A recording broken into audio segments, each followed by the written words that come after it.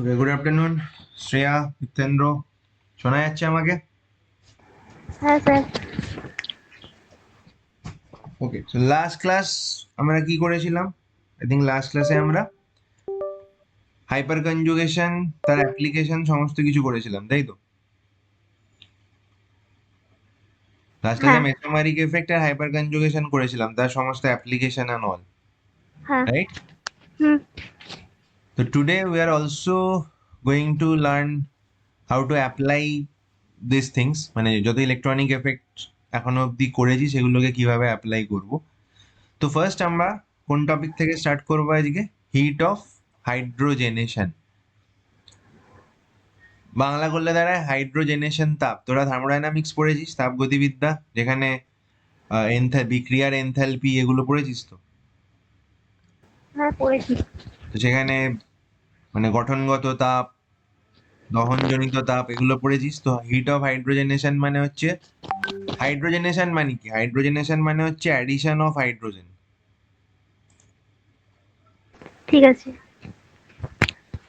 Hydrogenation মানে addition of hydrogen. Hydrogen যখন তুই কোনো মলিকুলে যুক্ত করছিস, that is called hydrogenation.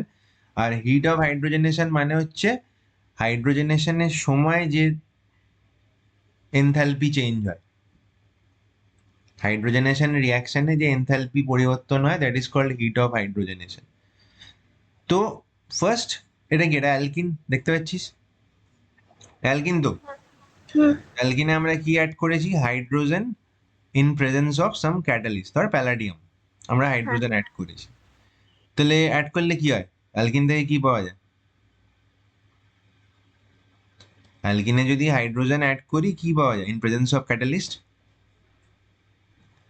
Alkane পাওয়া যায়, অ্যালকেন। জানিস কি? অ্যালকেন পাওয়া যায়, এই পাই বন্ডটা ভাঙবে, আর দুটো হ্যাঁ। কার্বনে একটা করে হাইড্রোজেন অ্যাড হবে, তাই তো? হুম। হ্যাঁ। মাই কোশ্চেন ইজ, তাহলে অ্যালকিনে হাইড্রোজেনেশনে অ্যালকেন পাওয়া যায়। এবার বল, অ্যালকিন আর অ্যালকেনের মধ্যে কোনটা বেশি স্টেবল, কোনটা কম স্টেবল? কারণ বলতে হবে। এই তুই এখানে দেখতে পাচ্ছিস যে এখানে একটা পাই বন্ড ভেঙে দুটো সিগমা বন্ড তৈরি হয়েছে। হ্যাঁ। আর সিগমা বন্ড পাই বন্ডের থেকে বেশি স্ট্রং। তাহলে কোনটা স্টেবল হলো? রাইট সাইডেরটা। তাহলে অ্যালকেন ইজ মোর স্টেবল। তাহলে যার স্টেবিলিটি বা স্থায়িত্ব বেশি হয় তার এনার্জি কি হবে? কম হবে। কম হবে। রাইট। তো স্টেবিলিটি, স্থায়িত্ব আর এনার্জি আর ব্যস্তানুপাতিক। তাহলে একটা বেশি স্টেবল মানে কম এনার্জি, তাহলে অ্যালকেনের এনার্জি কম আর অ্যালকিনের এনার্জি বেশি, তাই তো? তাহলে আমরা শক্তি সংরক্ষণ সূত্র ফলো করলে কি হবে? এই সাইডে যে এক্সট্রা এনার্জি ছিল সেটা এদিকে হিট হিসাবে রিলিজ হবে, হ্যাঁ। তাই তো? তাহলে এখানে যে হিট রিলিজ হচ্ছে সেটাই হচ্ছে হিট অফ হাইড্রোজেনেশন। বাংলা করলে কি দাঁড়ায়? হাইড্রোজেনেশন জনিত তাপ। This is hit of hydrogenation, শর্টে এইচ ও এইচ। আমাকে বাংলা লিখতে হবে? না স্যার। জিতেন্দ্র, লিখতে হবে বাংলা? না না না। So this is hit of hydrogenation. তাহলে হিট অফ হাইড্রোজেনেশন মানে কতটা এনার্জি, মানে এনথালপি কতটা পরিবর্তন হচ্ছে এই হাইড্রোজেনেশন রিয়াকশনে। তো আমরা এখানে দেখতে চাই ম্যাগনিটিউড অফ হিট, কতটা হিট রিলিজ হচ্ছে, অ্যামাউন্ট অফ হিটটা আমরা জানতে চাই। তো এখানে কি আমরা বলতে পেরেছি এই প্রসেসটা তাহলে কি দাঁড়াচ্ছে? এই হিট অফ হাইড্রোজেনেশন, মানে হাইড্রোজেনেশন প্রসেসটা এক্সোথার্মিক না এন্ডোথার্মিক? তাপমোচী না তাপগ্রাহী? তাপ মুখী। তাপমোচী। এক্সোথার্মিক হিট রিলিজ হচ্ছে, তো this is an exothermic process. এবার তুই আমাকে বল, এই যে ম্যাগনিটিউড অফ হিট বা তাপের মান কতটা? মডের মধ্যে নিয়েছি শুধুমাত্র তাপের ম্যাগনিটিউড নেওয়ার জন্য। Can I say this is basically energy of alkene minus energy of alkane, বলা যায়? হ্যাঁ। এবার দেখ, সমস্ত অ্যালকেনের energy more or less same হয়, কারণ সবকটা অ্যালকেনই নিষ্ক্রিয় টাইপের হয়। যেহেতু সবকটা অ্যালকেন নিষ্ক্রিয় হয়, ওর মধ্যে সক্রিয়তা খুব কম থাকে, তো সমস্ত অ্যালকেনেরই এনার্জি কম বেশি প্রায় সমান হয়। তাহলে এই হিট অফ হাইড্রোজেনেশনের ম্যাগনিটিউডটা, এটা মেনলি কার জন্য চেঞ্জ হবে? অ্যালকেনের শক্তির জন্য। Is it clear? হুম। দেখ, সমস্ত পয়েন্ট লেখা আছে, সমস্ত অ্যালকেনের এনার্জি কম্পারেবল হয়, তো ক্যান আই সে এই ম্যাগনিটিউড অফ হিট, যতটা হিট রিলিজ হবে, that is proportional to energy of alkene. অ্যালকেনের এনার্জি তো সব অ্যালকেনের কম বেশি একই হয়, তাহলে মেনলি অ্যালকিনের এনার্জি বাড়লে এটা বাড়বে, অ্যালকিনের এনার্জি কমলে এটা কমবে। তো এটা, তাহলে এই হিট অফ হাইড্রোজেনেশনের magnitude is proportional to energy of alkene. Is it clear? হ্যাঁ স্যার। আর alkyne energy is ব্যস্তানুপাতিক to stability of alkene. অ্যালকিনের স্টেবিলিটি যত বাড়বে, এনার্জি তত কমবে, হিট অফ হাইড্রোজেনেশন তত কম হবে। So if I try to connect this magnitude of heat with the stability, they are inversely related. Diptendra, হ্যাঁ স্যার। ব্যস্তানুপাতিক হচ্ছে তো স্টেবিলিটি অফ অ্যালকিন আর হিট অফ হাইড্রোজেনেশন। এটা হ্যাঁ সোজা স্যার। কথা, দেখ একটা অ্যালকিনে কি করে আমরা heat of hydrogenation per molecule compare করব, that is the first question বা ফার্স্ট টাইপ অফ প্রবলেম। তো ফার্স্ট চেক পয়েন্ট হচ্ছে, তুই দেখ ওই অ্যালকিনের মধ্যে কটা পাই বন্ড আছে। যত বেশি পাই বন্ড থাকবে তত বেশি হিট রিলিজ হবে। কেন? কারণ যত বেশি পাই বন্ড হবে তার জায়গায় তত বেশি সিগমা বন্ড ফর্ম করবে, তাই না? যত সিগমা বন্ড ফর্ম করবে তত বেশি স্টেবিলিটি, তত এনার্জি কমবে, মানে হিট বেশি রিলিজ হবে। Yes or no? হ্যাঁ so can I say first check point কি আমার? পাই বন্ড চেক করো, যত বেশি pi bond, heat of hydrogenation সব থেকে বেশি। Technically we are talking about the magnitude, ঠিক আছে? আর যদি পাই বন্ড সেম হয়ে যায় তাহলে সিম্পলি স্টেবিলিটি কম্পেয়ার করবো, স্টেবিলিটির সাথে ইনভার্সলি রিলেটেড বা ব্যস্তানুপাতিক। Is it clear? তাহলে আমাকে বল, এখানে চারটে অ্যালকিন দেওয়া আছে, আমি এখানে এ, বি, সি, ডি মার্ক করলাম। তোকে বলেছে compare hit of hydrogenation per molecule. এখানে যে আমি ক্রাইটেরিয়া গুলো লিখেছি এটা পার মলিকুল।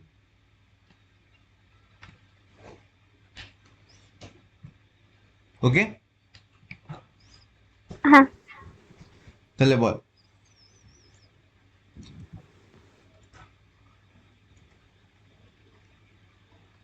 তাহলে এখানে সব থেকে মানে বেশি পাই বন্ড কোথায় রয়েছে? আগে তো আমাকে নাম্বার অফ বিয়েরটাই। পাই বন্ড এ বিতে। আর বি তে রয়েছে, হ্যাঁ সরি বি তে রয়েছে, তাই তো? তাহলে heat of B. Hydrogenation per molecule সব থেকে বেশি কার হবে? বি এর। হ্যাঁ হ্যাঁ স্যার। যত বেশি পাই বন্ড তত বেশি হিট অফ হাইড্রোজেনেশন। আচ্ছা, হুম, তারপরে কার হবে তাহলে? এ। এই হবে। এবার সি আর ডি তে একটা করে পাই বন্ড রয়েছে, তাহলে আমি কি চেক করবো? সি আর ডি এর মধ্যে কে বেশি স্টেবল বল? ডি বেশি স্টেবল। ডি ডি হবে। বেশি হ্যাঁ স্টেবল, হাইপার কনজুগেশন দিয়ে তুই দেখতে পারিস। তাহলে ডি যদি বেশি স্টেবল হয় তাহলে ডি এর হিট অফ হাইড্রোজেনেশন কম হবে। Yes or no? হ্যাঁ তাহলে এখানে সি গ্রেটার দেন ডি, এটা পার মলিকুল। নেক্সট কোয়েশ্চেন কি বলেছে? সেম চারটের জন্য hit of hydrogenation per pi bond compare করতে হবে, ঠিক আছে? তো এবার আমরা নর্মালি কি জানি, ধর একটা পাই বন্ড ভাঙলে এনার্জি রিলিজ হয় 30 কিলোজুল পার মোল, ধরে নে একটা পাই বন্ডের জন্য। তাহলে এখানে দুটো পাই বন্ডের জন্য কত হওয়ার কথা? 60। 60 হওয়া বাড়বে কথা। এটা। হ্যাঁ কিন্তু এখানে রেজোনেন্স আছে তো, হ্যাঁ তো রেজোনেন্সের জন্য আমরা কি জানি, একটা মলিকুল এক্সট্রা স্টেবিলিটি পায়, তাই তো? হ্যাঁ যতটা যতটা স্টেবিলিটি পাওয়ার কথা তার থেকে বেশি স্টেবিলিটি পায়, মানে যতটা এনার্জি হওয়ার কথা তার থেকে কম এনার্জি হবে, তাই না?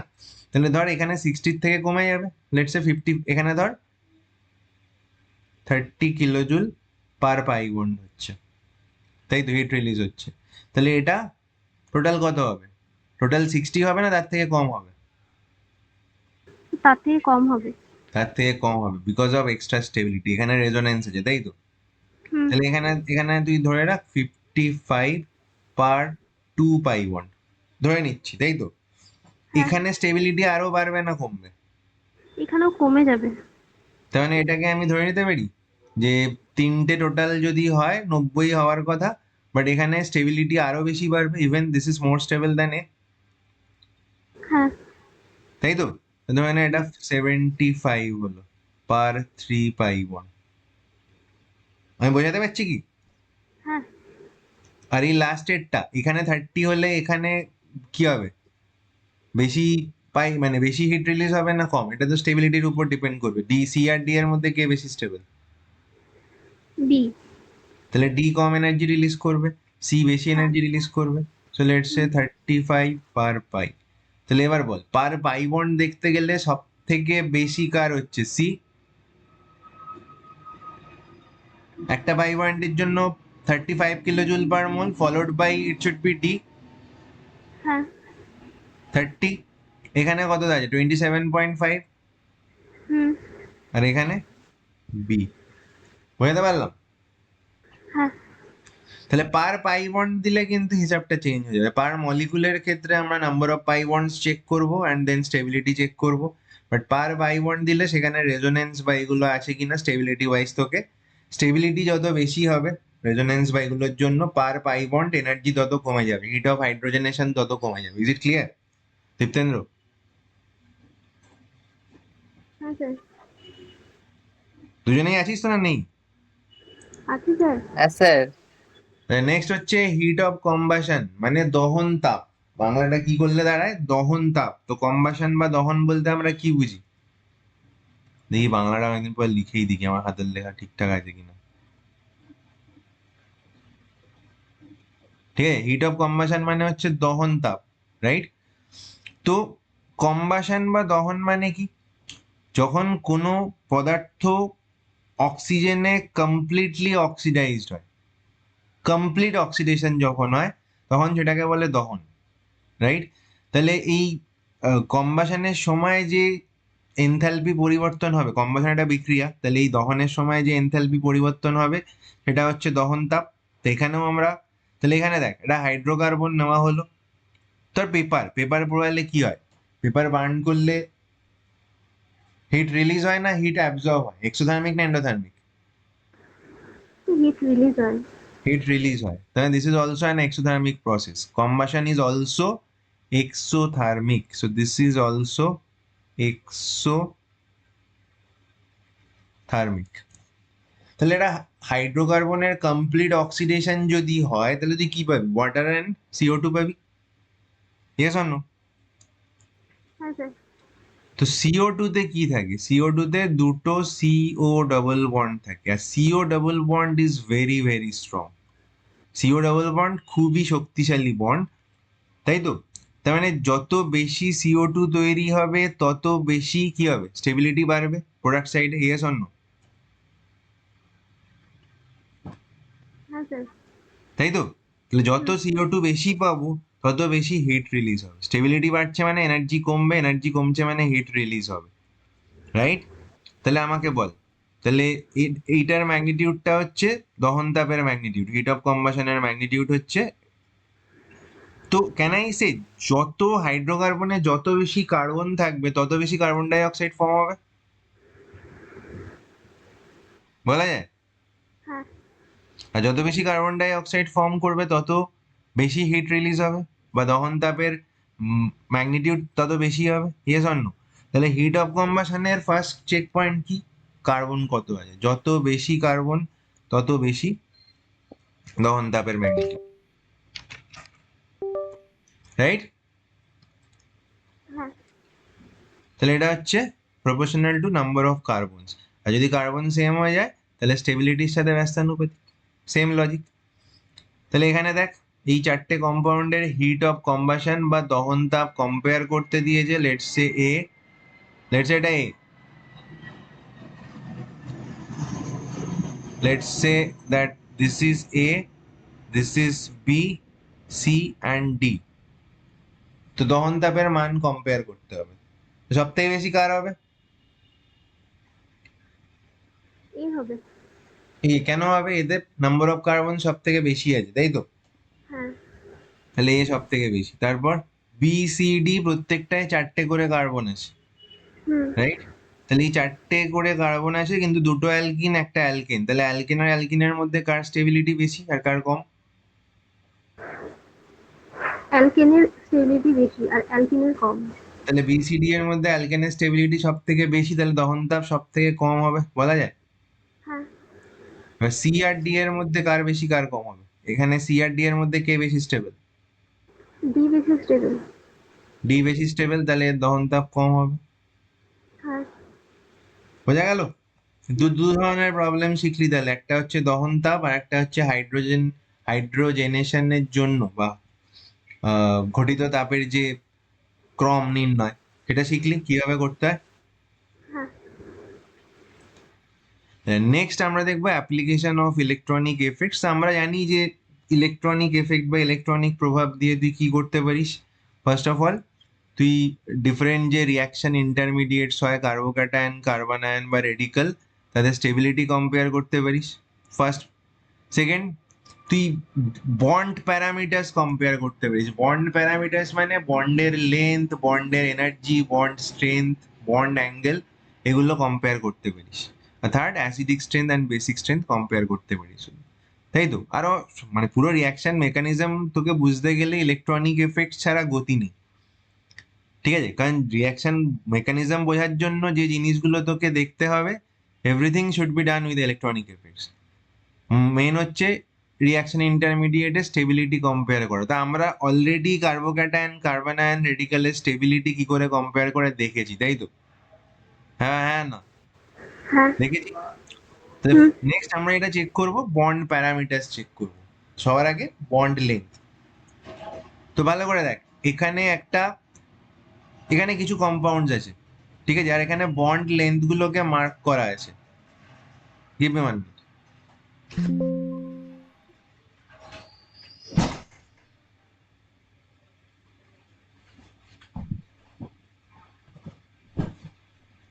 তো এখানে কিছু কম্পাউন্ড আছে আর সেখানে বন্ড লেন্থ গুলোকে মার্ক করা আছে। এই যে ডাবল বন্ড গুলো দেখছিস, প্রথমটাতে ডাবল বন্ড মার্ক করা আছে এ, এটা ধর বন্ড লেন্থ।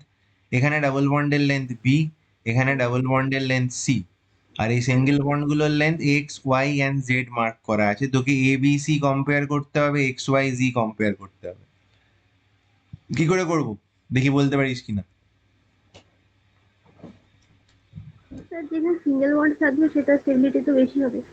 আগে ডাবল বন্ডের বল, এ বি সি কি করে কম্পেয়ার করবো।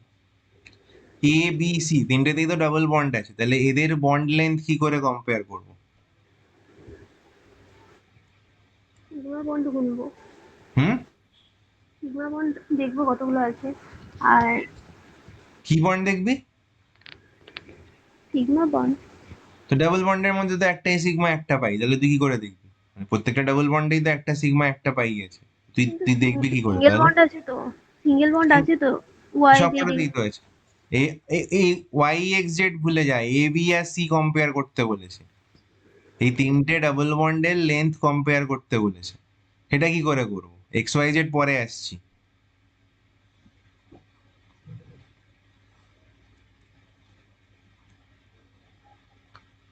কি করে করবো বল। রেজোনেন্স হবে কি বিয়েরটা? হ্যাঁ, বিএডটাতে তো রেজোনেন্স হচ্ছে, তাহলে কারেক্ট। তাহলে বিএডটায় তোকে দেখতে হবে, যেখানে আমি একটা নোট দিয়ে দিই সুবিধা হবে। নোট কি,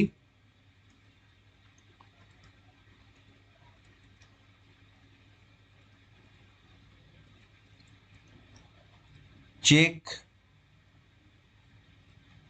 presence of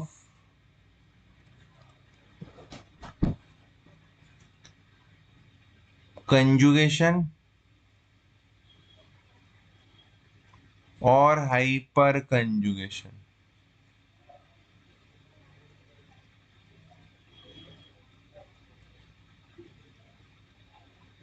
during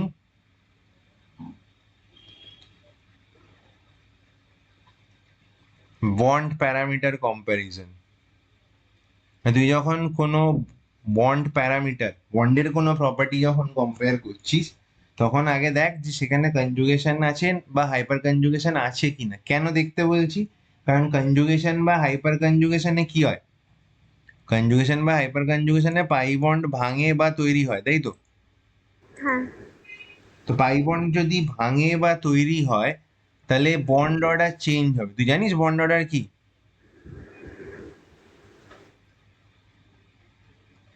bond order বা বন্ধনী ক্রম কাকে বলে জানিস কি। বলে দিন একবার। বন্ড অর্ডার মানে হচ্ছে দুটো অ্যাটমের মধ্যে কটা বন্ড আছে, এই দুটো অ্যাটমের মধ্যে ডাবল বন্ড থাকে বন্ড অর্ডার টু হবে। যদি দুটো বন্ডের মধ্যে যদি সিঙ্গেল বন্ড থাকে bond order one, triple bond থাকলে বন্ড অর্ডার থ্রি, মানে বন্ধনী ক্রম বাংলাটা। তাহলে বন্ড অর্ডার যদি বাড়ে, ঠিক আছে, তাহলে ধর ডাবল বন্ড থেকে ট্রিপল বন্ড হলো বা সিঙ্গেল বন্ড থেকে ডাবল বন্ড হলো, তার মানে বন্ড অর্ডার বাড়লো, তাই তো? হ্যাঁ তাহলে বন্ড অর্ডার বাড়লে দুটো অ্যাটমের মধ্যে বন্ড আরো শক্তিশালী হবে নাকি উইক হবে? ডাবল বন্ড থেকে ট্রিপল বন্ড হলে শক্তিশালী হবে, তার মানে বন্ড স্ট্রেংথ কি দাঁড়াচ্ছে? বন্ড অর্ডার বাড়লে বন্ড স্ট্রেংথ বাড়বে। আর যদি বন্ড অর্ডার বাড়ে ডাবল বন্ড থেকে ট্রিপল বন্ড হলে বন্ড এনার্জি বাড়বে না কমবে? দেখ, বন্ড যত শক্তিশালী হয় বন্ড ভাঙতে তত বেশি এনার্জি দিতে হয়, বা বন্ড ফর্মেশন হলে তত বেশি এনার্জি রিলিজ হয়, তার মানে বন্ড অ্যাঙ্গেল কি হবে? সরি, বন্ড এনার্জিও বাড়বে, বন্ধনী শক্তি। Yes or no?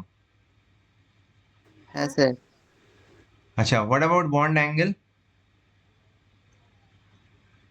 তোদের মনে আছে যে যখন কার্বন কার্বন সিঙ্গেল বন্ড থেকে কার্বন কার্বন ডাবল বন্ড বানাস তখন হাইব্রিডাইজেশন sp3 থেকে sp2 হয়ে যায়, তাই তো? তাহলে বন্ড অ্যাঙ্গেল sp3 তে কত হয়?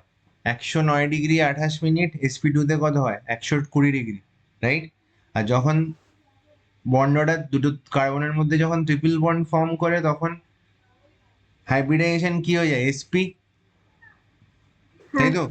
তাহলে বন্ড অ্যাঙ্গেল কত হয়ে যায়? 180 ডিগ্রি। তার মানে বন্ড অ্যাঙ্গেলও বাড়ছে বন্ড অর্ডারের সাথে। Yes or no? হ্যাঁ স্যার। শুধু কমছে কে? Bond length. কমছে কে? শুধু বন্ড লেন্থ। তাহলে তুই যদি বন্ড অর্ডার চেক করিস দুটো অ্যাটমের মধ্যে সিঙ্গেল বন্ড ডাবল বন্ড না ট্রিপল বন্ড, বন্ড অর্ডার যেদিকে চেঞ্জ হবে বাকি সবাই সেদিকে চেঞ্জ হবে except bond length. Bond length is the only parameter which runs in the opposite direction. বাকি সব কটা বন্ড প্যারামিটার বাড়লে বন্ড লেন্থ কমে যাচ্ছে। Is it clear? নাও কেন তোকে আমি হাইপার কনজুগেশন বা কনজুগেশন চেক করতে বলছি ভালো করে বোঝ। কারণ হাইপার কনজুগেশন বা কনজুগেশনে কি হয়, পাই বন্ড ভাঙে এক জায়গা থেকে অন্য জায়গায় পাই বন্ড ফর্ম হয়, তাই তো? হ্যাঁ ইয়েস অর নো? তাহলে পাই বন্ড ভাঙলে বন্ড অর্ডার কমবে না বাড়বে? বাড়বে। তাই কি? ভাঙছে মানে তো বন্ড কমে যাচ্ছে ওই জায়গায়, তাহলে বন্ড অর্ডার বাড়বে না কমবে ওখানে? কমবে। কমবে। আর কোনো জায়গায় যদি পাই বন্ড তৈরি হয় সেখানে বন্ড অর্ডার বাড়বে না কমবে? বাড়বে। বাড়বে। তাহলে তার মানে আমি কি দেখতে পাচ্ছি, যদি কনজুগেশন বা হাইপার কনজুগেশন থাকে তার জন্য বন্ড অর্ডার চেঞ্জ হতে পারে, রাইট? আর বন্ড অর্ডার চেঞ্জ হলে বাকি সমস্ত বন্ড প্যারামিটার চেঞ্জ হতে পারে। Is it clear? হ্যাঁ স্যার। তাহলে বল এখানে এবার। তাহলে প্রথমটাতে দেখ, এখানে কিছু নেই, হাইপার কনজুগেশন, কিন্তু এখানে পাই সিগমা পাই কনজুগেশন আছে। আছে।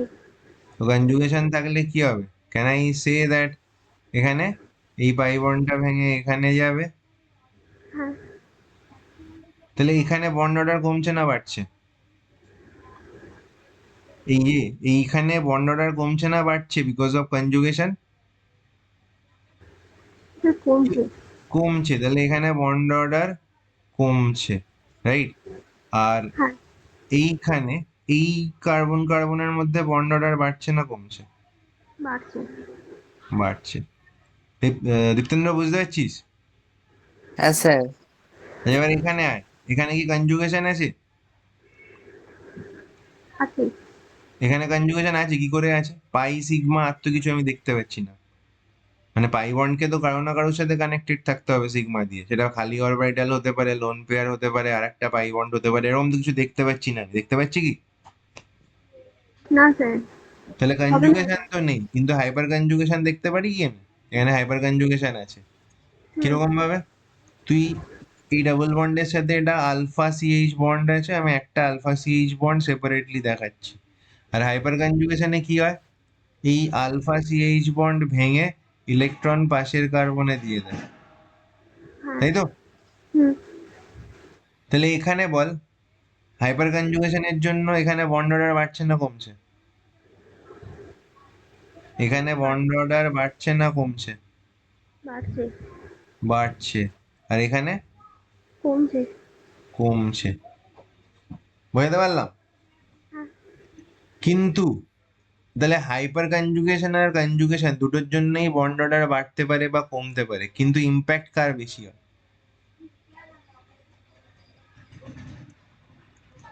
ইম্প্যাক্ট কার বেশি হবে, রেজোনেন্সের না হাইপার কনজুগেশনের? রেজোনেন্সের। রাইট।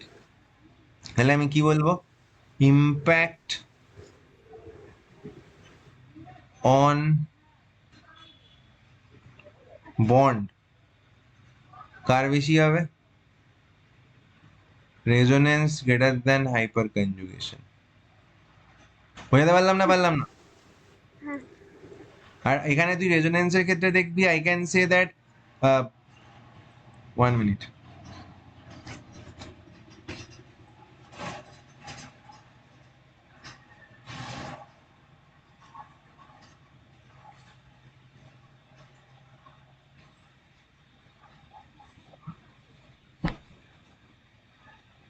দেখ, রেজোনেন্স যখন হচ্ছে তখন আবার তোকে দেখতে হবে, যত বেশি রেজোনেন্স হবে ইম্প্যাক্ট আরো বেশি হবে, বন্ডের চেঞ্জ আরো বেশি আসবে, right?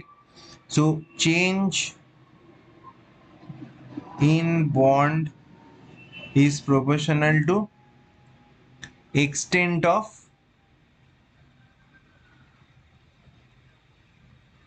Resonance or hyper conjugation. যত বেশি রেজোনেন্স তত বেশি চেঞ্জ আসবে, বা যত বেশি হাইপার কনজুগেশন তত বেশি চেঞ্জ আসবে। Is it clear? হ্যাঁ স্যার। তাহলে বল এবার, তাহলে এখানে বন্ড অর্ডার কোথায় বেশি বাড়বে বা কোথায় বেশি কমবে, কনজুগেশনের জন্য না হাইপার কনজুগেশনের জন্য? কনজুগেশনের জন্য। তাহলে এখানে আরো বেশি কমবে কম্পেয়ার টু হাইপার কনজুগেশন, এখানে আরো বেশি বাড়বে। তাহলে আমাকে বল, আমি যদি A B R C compare করতে বলি, সব থেকে বেশি বন্ড লেন্থ কার হচ্ছে? B.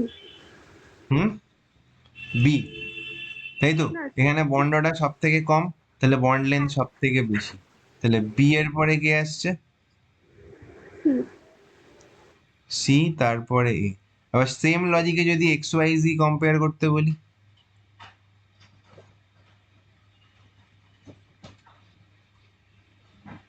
X Y Z compare কর। Y greater then X then Z. Y greater than X, X, X এ তো বন্ড অর্ডার সব এক্স থেকে বেশি কম, হবে। এক্স সব থেকে বেশি এক্সটা হবে, সব এখানে থেকে তো বেশি। Single bond. হুম। বাকিগুলোতে তো ওয়াই জেড এ তো বন্ড অর্ডার বাড়ছে নাকি? হ্যাঁ হ্যাঁ। তাহলে এক্স সব থেকে বেশি, তারপর ওয়াই আর জেড এর মধ্যে? জেড আগে হবে। রাইট। তাহলে তাহলে এখানে আমি কি বলবো, ওয়াই এর বন্ড লেন্থ সব থেকে কম হবে, তাই তো? হ্যাঁ। বোঝানো গেল না, গেল না? বোঝা গেছে। চল, নেক্সট কোয়েশ্চেন।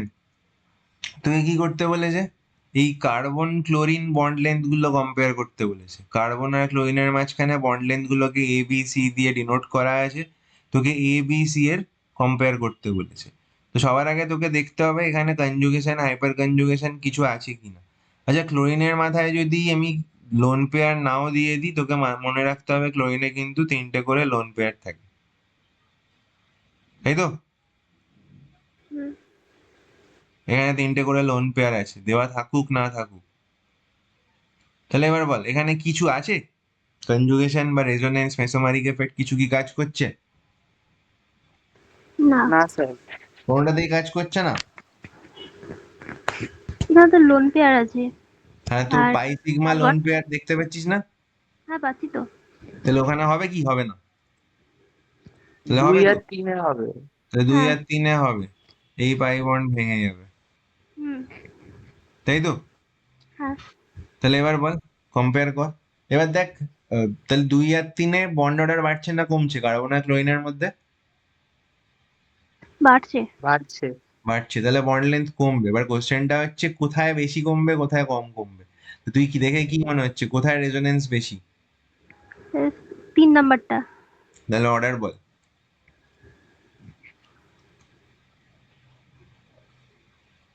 সব থেকে বেশি বন্ড লেন্থ কোথায় তাহলে? 3। কেন? এখানে আগে তোকে দেখতে হবে যে রেজোনেন্সের জন্য এই কার্বন আর ক্লোরিনের মাঝখানে তো বন্ড অর্ডার বাড়ছে, তাই না? এটা 1 গ্রেটার দেন 2। এখানে তো বন্ড অর্ডার বাড়ছে, এখানে বন্ড অর্ডার আরো বাড়বে কারণ আরো বেশি রেজোনেন্স আছে। তাহলে সব থেকে বেশি বন্ড লেন্থ তো এ, তারপরে বি, তারপরে সি, তারপর C। তাই তো? সেম হুম, কোশ্চেন। এবারে তোকে কার্বন নাইট্রোজেন বন্ড লেন্থ বার করতে হবে। ধর এখানে কার্বন নাইট্রোজেন বন্ড লেন্থ গুলো A B C D E mark করা আছে, তো কি করে করবো?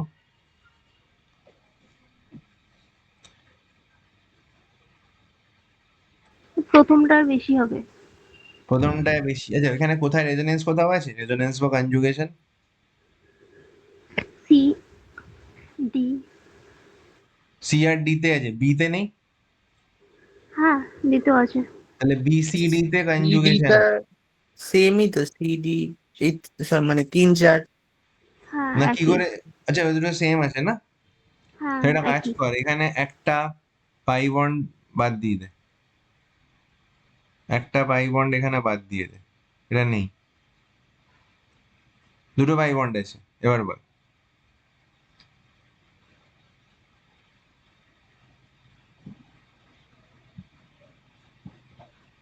তাহলে এখানে রেজোনেন্স হলে বন্ড অর্ডার বাড়বে না কমবে কার্বন নাইট্রোজেনের মধ্যে?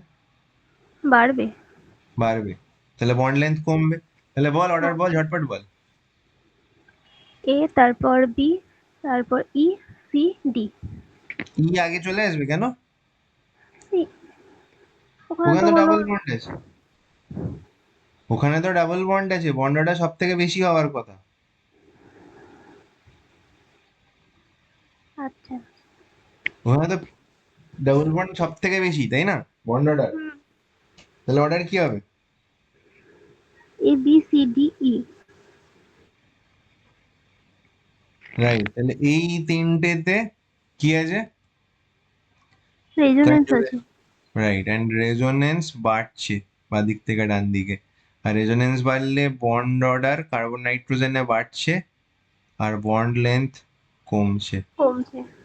দীপ্তেন্দ্র, হ্যাঁ। বোঝা গেল? হ্যাঁ স্যার। তাহলে এই কোশ্চেন 7 তোকে এখানে কি বলেছে? তোকে বলেছে যে এই যে কার্বন কার্বন বন্ড গুলোকে আমি মার্ক করছি এখানে,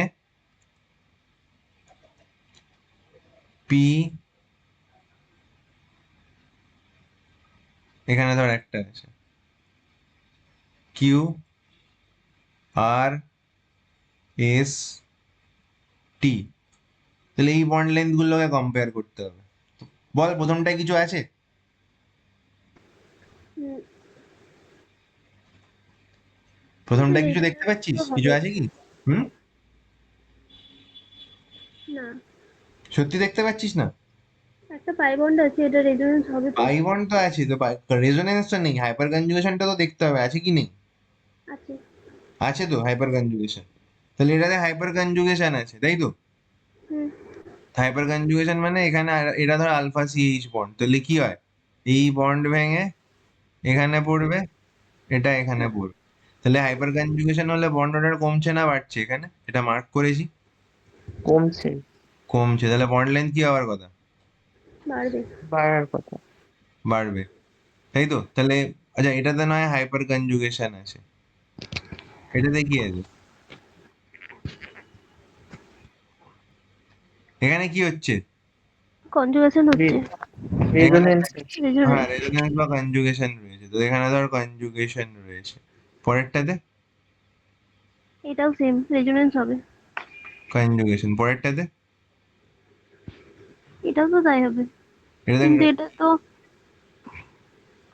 এটা কি hyper conjugation? Conjugation. Hyper conjugation হচ্ছে, এখানে রেজোনেন্স নেই, পরেরটাতেও হ্যাঁ। হাইপার কনজুগেশন হচ্ছে।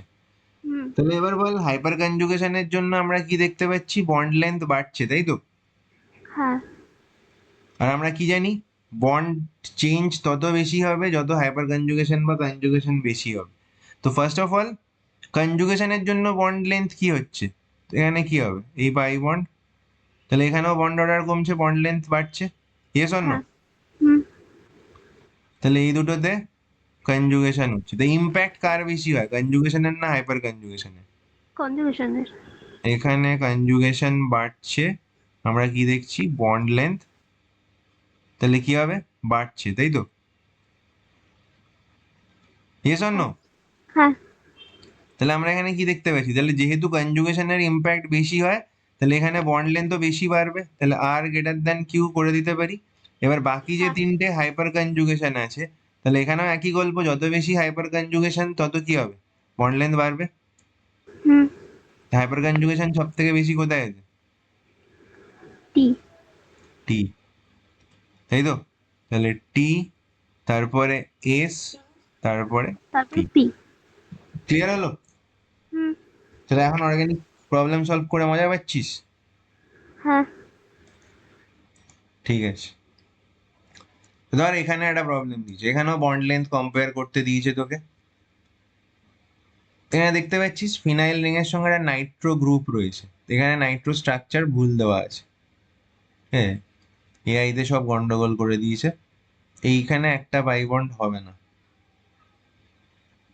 এটা মাইনাস হবে। সিমিলারলি এই পাই বন্ডটা হবে না। NO2 হচ্ছে বেসিক্যালি এটা, NO2 হচ্ছে,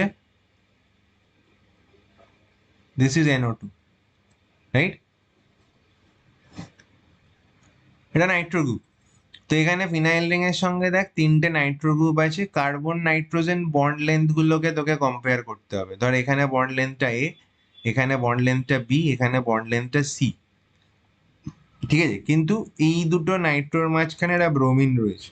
তাহলে এবার কোয়েশ্চেন হচ্ছে, দেখ সবকটাই নাইট্রো, সবকটাই ফিনাইল রিং এর সঙ্গে লেগে রয়েছে, তাহলে এই বন্ড লেন্থ গুলো সেম হবে না আলাদা হবে, ABC? আলাদা হবে। কেন হবে, কারণটা কি? ব্রোমিন আর নাইট্রোজেন দুটো আলাদা গ্রুপ আছে তো। আমি তো সবকটাই তো carbon nitrogen bond length compare করতে দিয়েছি।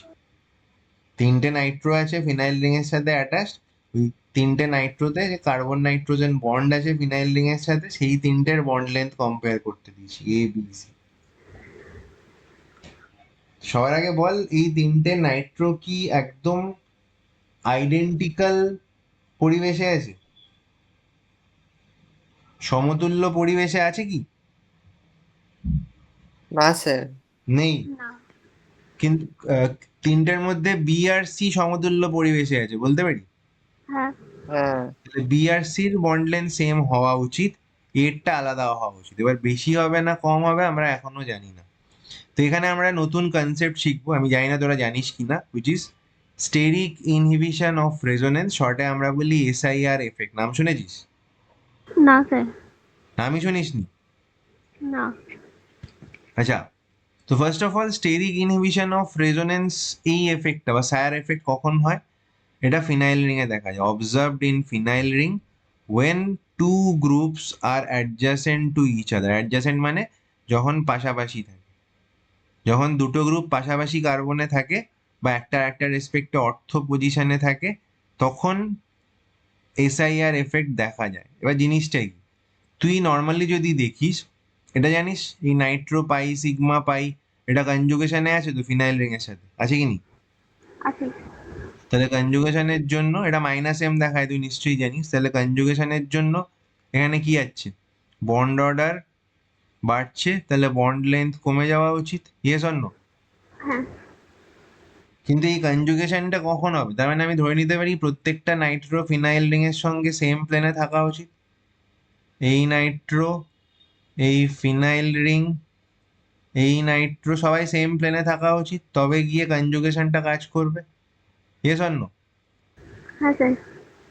কিন্তু ভালো করে দেখ, আমি কি বললাম, SIR এফেক্ট কখন দেখা যাবে, যখন ফিনাইল রিং এ পাশাপাশি কার্বনে গ্রুপ থাকে। তো এখানে দেখ নাইট্রো ব্রোমিন পাশাপাশি আছে, আর এখানে অ্যাঙ্গেল কত, অর্থ পজিশনে অ্যাঙ্গেল হয় 60 ডিগ্রি, জানিস কি? না। সিমিলারলি এটাও, এই দুটো 60 ডিগ্রি অ্যাঙ্গেলে আছে। 60 ডিগ্রি অ্যাঙ্গেলে মানে খুব কাছাকাছি আছে, ইয়েস অর নো? হ্যাঁ। যখনই কাছাকাছি আসবে, তোরা নিশ্চয়ই জানিস স্টেরিক টার্মটা কখন আসে, যখন মলিকুলের মধ্যে ডিফারেন্ট গ্রুপস যখন কাছাকাছি চলে আসে, তখন ওদের মধ্যে যে বিকর্ষণ বল কাজ করে, দ্যাট ইজ কল্ড স্টেরিক বিকর্ষণ বা স্টেরিক রিপালশন। জানিস কি জানিস না? হ্যাঁ এটা জানি। তাহলে এখানে কেন সে এই নাইট্রো আর এই ব্রোমিনের মধ্যে স্টেরিক রিপালশন হবে, কারণ এরা খুব কাছাকাছি চলে এসছে। সিমিলারলি এই নাইট্রো আর ব্রোমিনের মধ্যে স্টেরিক রিপালশন হবে, ইয়েস অর নো? হ্যাঁ। তাহলে স্টেরিক রিপালশন যদি হয়, তাহলে স্টেরিক রিপালশন, এই এফেক্টটা, স্টেরিক রিপালশনটা স্টেবিলাইজ করে না ডিস্টেবিলাইজ করে সিস্টেমকে? ডিস্টেবিলাইজ। ডিস্টেবিলাইজ করে। তাহলে এই স্টেরিক রিপালশনের জন্য সিস্টেমটা যেহেতু ডিস্টেবিলাইজ হয়ে যাচ্ছে, তো কি হয় তখন? তো সেটার রেমেডি কি বা সেটার সলিউশন কি? এই বন্ডগুলো রোটেট করে যায়। This bonds can rotate. জানিস সিঙ্গেল বন্ডের rotation possible? Yes or no? হ্যাঁ তাহলে বন্ডগুলো যদি রোটেট করে এই রিপালশনটাকে অ্যাভয়েড করবার জন্য, তাহলে এই নাইট্রো গ্রুপগুলো ঘুরে অন্য প্লেনে চলে আসবে, মানে রেজোনেন্সের যে প্লেন সেখান থেকে বেরিয়ে যাবে। আমি বোঝাতে পারছি না? পারছি না? হ্যাঁ বুঝতে পারছি। দেখ, কাছাকাছি আছে, স্টেরিক রিপালশন হচ্ছে, স্টেরিক রিপালশনটা অ্যাভয়েড করবার জন্য বন্ড রোটেশন হচ্ছে, আর বন্ড রোটেশন হলে এই গ্রুপগুলো রেজোনেন্সের প্লেন থেকে বাইরে বেরিয়ে যাচ্ছে। তো যদি রেজোনেন্সের প্লেন থেকে বাইরে বেরিয়ে যায়, তাহলে এই নাইট্রোগুলোতে রেজোনেন্স ইনহিবিট হয়ে যাবে, এখানে রেজোনেন্স হবে না যেটা এখানে হচ্ছিল, তাই তো? হুম ইনহিবিশন মানে কি? ইনহিবিশন মানে রেজোনেন্স প্রতিরোধ হচ্ছে বিকজ অফ স্টেরিক রিপালশন। তাহলে এখানে স্টেরিক রিপালশন হচ্ছে, তার জন্য বন্ড রোটেশন হচ্ছে, রোটেশন, তার জন্য groups go out of plane, groups go out of plane of resonance. ঠিক আছে, এটা একসাথে আছে, ঠিক আছে? আর তার ফলে কি হচ্ছে? রেজোনেন্স ইনহিবিট হচ্ছে। ইনহিবিট মানে রেজোনেন্স প্রতিরোধ হচ্ছে। তাহলে এই দুটোর ক্ষেত্রে রেজোনেন্স যেহেতু হচ্ছে না, তাহলে কি বন্ড লেন্থ কমবে এখানে? হ্যাঁ কমবে বন্ড লেন্থ? রেজোনেন্স হলে বন্ড লেন্থ কমে, বন্ড অর্ডার বাড়বে, বন্ড লেন্থ কমবে, কিন্তু এই দুটোতে রেজোনেন্স প্রতিরোধ হচ্ছে বিকজ অফ স্টেরিক রিপালশন, যেটাকে আমরা বলি এসআইআর এফেক্ট। তাহলে হ্যাঁ এইখানে কার্বন নাইট্রোজেন বন্ড লেন্থ কি এটার মতো কমবে? Yes or no? না কমবে না। তাহলে বন্ড লেন্থ তাহলে কার বেশি হবে? বি আর সি এর বেশি হবে, হুম which should be greater than a. SIR is very important concept, SIR effect. ঠিক আছে, দেখ কনসেপ্টটা বুঝলি কি না? বুঝতে পেরেছি। নিতেন্দ্র, হ্যাঁ স্যার, হ্যাঁ স্যার। চল।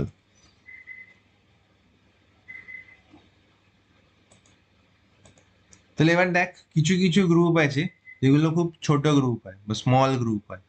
For example NH2OH, fluorine O minus, বা কিছু গ্রুপস আছে যেগুলো লিনিয়ার হয়, 180 ডিগ্রিতে থাকে, ছড়িয়ে থাকে না।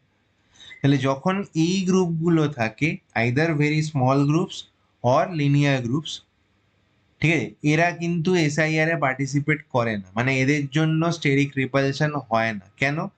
একটা কারণ হতে পারে এরা ছড়িয়ে থাকে না, আর একটা কারণ হচ্ছে খুব ছোট হল। ওকে, হ্যাঁ হ্যাঁ। কোশ্চেন 9, বন্ড লেন্থ কম্পেয়ার করতে বলেছে, এই carbon nitrogen bond length compare করতে বলেছে, এ আর B, A versus be compare করো। বল কি করে করবো? রেজোনেন্স হবে তো। আচ্ছা এখানে, হ্যাঁ রেজোনেন্স তো, এই লোন পেয়ারটা আছে এটার কথা বলছিস না শুধু ফিনাইল রিং এর রেজোনেন্স বলছিস? দুটো ধরি। ফিনাইল রিং এরটা তো, ফিনাইল রিং এর রেজোনেন্স তো এখানে কোনো কাজে আসবে না। আমাকে যদি এই বন্ড হ্যাঁ লেন্থ কম্পেয়ার করতে হয়, তাহলে দেখতে হবে নাইট্রোজেন ইনভলভ আছে কিনা। তো হ্যাঁ নাইট্রোজেন, তো এবার বল এখানে কি এসআইআর এফেক্ট কোথাও আছে? না নেই? শিওর? আমি তো দেখতে পাচ্ছি এই কার্বনটাতে একটা বড় গ্রুপ আছে, এখানে দুটো মিথাইল আছে নাইট্রোজেনের সাথে, এখানে একটা মিথাইল রয়েছে, এখানে একটা মিথাইল রয়েছে। তাহলে ফিনাইল রিং এ যদি পাশাপাশি কার্বনে যদি গ্রুপস থাকে, একই গ্রুপ। হ্যাঁ তাই তো, তাহলে এখানে এসআইআর কাজ করবে? হ্যাঁ করবে। পাশাপাশি কার্বনে যদি থাকে, এখানে কোনো ছোট গ্রুপ বা লিনিয়ার গ্রুপ নেই, তার মানে এসআইআর হলে কি হবে? এই বন্ড রোটেট হয়ে যাবে, এটা প্লেন থেকে বেরিয়ে যাবে, মানে রেজোনেন্স হবে না, তাই তো? হ্যাঁ বা রেজোনেন্সটা ইনহিবিট হবে বা কম হবে। আর এখানে কি হচ্ছে? এখানে রেজোনেন্স হচ্ছে, তাহলে এটাতে বন্ড অর্ডার বাড়ছে, বন্ড লেন্থ কমছে। কমছে। এখানে কি হবে সেটা? না, উল্টো হবে এটা। তাহলে এখানে বি গ্রেটার দ্যান এ হবে। Is it clear? হ্যাঁ হ্যাঁ স্যার। নেক্সট টপিক কি? হুকেলস রুল অফ অ্যারোমেটিসিটি, এটা কি মনে আছে? দেখ, অ্যারোমেটিক আর অ্যান্টি অ্যারোমেটিক বললেই সবাই শুধু বলে যে 4n+2 আর 4n, সবাই শুধু এটুকুনি মনে রাখে। কিন্তু 4n+2 আর 4n মানে কিন্তু শুধু অ্যারোমেটিক বা অ্যান্টি অ্যারোমেটিক হয় না, সবাই ভুল করে এই জায়গায় এসে। তো হুকেলস রুল অফ অ্যারোমেটিসিটি, দেখ আমরা তিন ধরনের কম্পাউন্ড ডিফাইন করব, aromatic, anti aromatic and non aromatic. তো ফার্স্টে অ্যারোমেটিকের কন্ডিশন গুলো বলি। অ্যারোমেটিক কখন হবে? when there is cyclic conjugation, তাই তো? মানে পুরো একটা সাইকেল জুড়ে কন্টিনিউয়াস কনজুগেশন থাকবে, and that must be a planar cycle. আর ওই সাইকেলের সবকটা কার্বন যেন sp2 হাইব্রিডাইজড হয়, তাই তো? নর্মাল রেজোনেন্সের কন্ডিশন। যদি সাইকেলে পুরোটাই কনজুগেশন কন্টিনিউ হয়, তাহলে পুরো সাইকেলটা প্লেনার হবে, সেম প্লেনে থাকবে, অ্যান্ড প্রত্যেকটা কার্বন সাইকেলের sp2 তে থাকবে। ঠিক আছে, এইটা হচ্ছে বেসিক। আগে তোকে এটা চেক করতে হবে, এর মধ্যে যে কোনো একটা হলেই বাকি দুটো বাই ডিফল্ট হয়ে যাবে। সাইক্লিক কনজুগেশন মানেই এগুলো হবে। তো সাইক্লিক কনজুগেশন থাকলে then you have to count the number of pi electrons. Pi electrons যদি 4n+2 রুল ফলো করে, এখানে n এর সাথে কিন্তু সাইকেলের কোনো রিলেশন নেই। এনটা এখানে হচ্ছে 0, 1, 2, 3 এই ভ্যালুগুলো হতে পারে, মানে 0 থেকে স্টার্ট করবি, তারপরে পজিটিভ ইন্টিজার ওয়ালা ভ্যালু। যদি pi is equal to 4n+2 rule follow করে নাম্বার অফ পাই ইলেকট্রনস, তবে গিয়ে অ্যারোমেটিক হবে। বাট আগে দেখতে হবে যে কম্পাউন্ডটা সাইক্লিক কনজুগেশনে আছে কি না। অ্যান্টি অ্যারোমেটিকের ক্ষেত্রে first criteria same. First criteria কি? সাইক্লিক কনজুগেশন আছে কি না। যদি থাকে তাহলে পাই ইলেকট্রন কাউন্ট করব। যদি pi electron 4n rule follow করে, যেখানে n 1 2 3 4 পজিটিভ ইন্টিজার্স হয়, তবে গিয়ে অ্যান্টি অ্যারোমেটিক। তাহলে ফার্স্ট ক্রাইটেরিয়া দুটোতেই সেম, সাইক্লিক কনজুগেশন আছে কি নেই। যদি থাকে তাহলে আমি পাই ইলেকট্রন কাউন্ট করে দেখবো যে 4n+2 হচ্ছে না 4n হচ্ছে। 4n+2 রুল ফলো করলে অ্যারোমেটিক হবে, 4n রুল ফলো করলে অ্যান্টি অ্যারোমেটিক হবে। আর যদি সাইক্লিক কনজুগেশন না থাকে, বা যদি এই সাইকেলের সব কটা কার্বন সেম প্লেনে না থাকে, বা একটা sp3 কার্বন হয়ে যায়, তাহলে নন অ্যারোমেটিক হবে, তাই তো? তাহলে নোট কি হ্যাঁ দিয়েছি? Aromatic compounds are highly stable, but anti aromatic compounds are highly unstable. Aromatic compounds গুলো খুবই স্টেবল হয়, anti aromatic compounds are highly unstable. তাহলে এবার আমি পরপর প্রবলেম দেবো, তোদের বলতে হবে কোনটা অ্যারোমেটিক, কোনটা অ্যান্টি অ্যারোমেটিক, আর কোনটা নন অ্যারোমেটিক। ঠিক আছে, তো এখানে আর একটা নোট দেওয়া আছে। What is the note? যে সমস্ত লোন পেয়ার সাইক্লিক কনজুগেশনে পার্টিসিপেট করে, তাদেরকে কিন্তু আমরা পাই ইলেকট্রন হিসেবে কাউন্ট করব। ঠিক আছে, they will be counted as pi electrons. Okay, তাহলে এবারে কোশ্চেন দিয়েছে, বল। ফার্স্ট আমি এটা এক্সপ্লেন করছি। ধর বেনজিন রিং। তো first I will start A cycle. তো সাইকেল মানে সেম কার্বন থেকে স্টার্ট করে তুই একটা পুরো সাইকেল কমপ্লিট করে যদি আবার আগের কার্বনে ফিরে আসিস, দ্যাট ইজ সাইকেল। তাহলে এখানে তুই দেখ থ্রু আউট দ্য সাইকেল কি হচ্ছে, পাই sigma pi sigma pi sigma. Through out the cycle conjugation continue হয়েছে বলতে পারি। হ্যাঁ তাহলে সাইক্লিক কনজুগেশন আছে। আর এখানে কটা পাই ইলেকট্রন পাচ্ছিস? 3টে। হ্যাঁ, পাই ইলেকট্রন কটা পাচ্ছিস? পাই বন্ড জিজ্ঞাসা করিনি। একটা। কটা? 3টে পাই বন্ড মানে মোট কটা পাই ইলেকট্রন? 6টা। 6টা পাই ইলেকট্রন। তাহলে 6টা পাই ইলেকট্রন মানে এখানে 4 × 1+2 ফলো করছে, এখানে 6টা পাই ইলেকট্রন আছে, which is following 4n1+2, 4n+2 rule follow করছে। So this must be aromatic. Is it clear? হ্যাঁ স্যার। তারপর একটা বল, ধর আমি এই কার্বন থেকে স্টার্ট করলাম, I will take a complete cycle. তাহলে কি এখানে সাইক্লিক কনজুগেশন আছে? আছে। তাহলে কটা পাই ইলেকট্রন আছে? 12টা। এই ভুলভাল গুনলে হবে না। 5টা পাই বন্ড দেখতে পাচ্ছি, তুই 12টা ইলেকট্রন কি করে বলছিস? উম, 10টা পাই ইলেকট্রন আছে, 5টা পাই বন্ড মানে 10টা পাই ইলেকট্রন, তাই তো? হ্যাঁ হ্যাঁ। তাহলে এটা অ্যারোমেটিক। 4 × 2+2 এটা অ্যারোমেটিক। এই কম্পাউন্ডের নাম কি? What is the name of this compound? This is naphthalene. জানিস? না। জানিস না? এই দুটো বেঞ্জিন রিং যদি এরকম জুড়ে থাকে, দুটো বেঞ্জিন রিং যদি এরকম জুড়ে থাকে, ন্যাপথ্যালিন। এখানে 3টে বেঞ্জিন রিং পরপর জুড়ে আছে, এটাকে বলে অ্যানথ্রাসিন। দীপ্তেন্দ্র, এটা কি অ্যারোমেটিক হবে কি হবে না? হবে এটা। সাইক্লিক কনজুগেশন তো দেখতে পাচ্ছি, টোটাল 7টা পাই বন্ড মানে 14টা পাই ইলেকট্রন আছে, 4 × 3+2। তো this is also aromatic, right? হ্যাঁ। So this is also aromatic.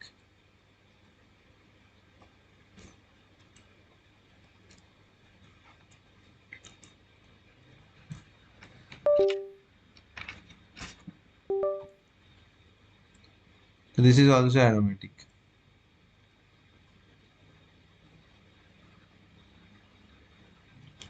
What about, আচ্ছা এখানে এখনো অবধি যেগুলো বললি এগুলো সমস্ত বেনজিনয়েডস, মানে বেনজিন জাতীয়, সবকটাতে বেনজিন রিং রয়েছে, বেনজিনয়েডস, ঠিক আছে। আর এগুলো হচ্ছে ফিউজড সিস্টেম। ফিউজড সিস্টেম মানে এগুলো ফিউজড বেনজিনয়েডস। বেনজিনয়েডস তো যেটা বেনজিন জাত, বুঝতেই পারছি, যেখানে সমস্ত বেনজিন রিং রয়েছে।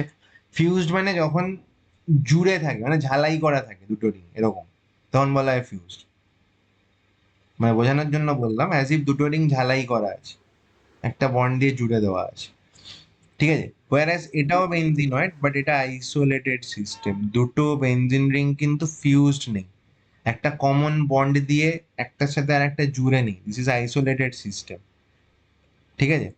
তো এখানে কি আছে, দুটো রিংই যেহেতু aromatic, so this will be also aromatic, right. দুটো বেনজিন রিং অ্যারোমেটিক, তাহলে এগুলো তো গেল বেনজিনয়েড সিস্টেম যেখানে বেনজিন রিং আছে।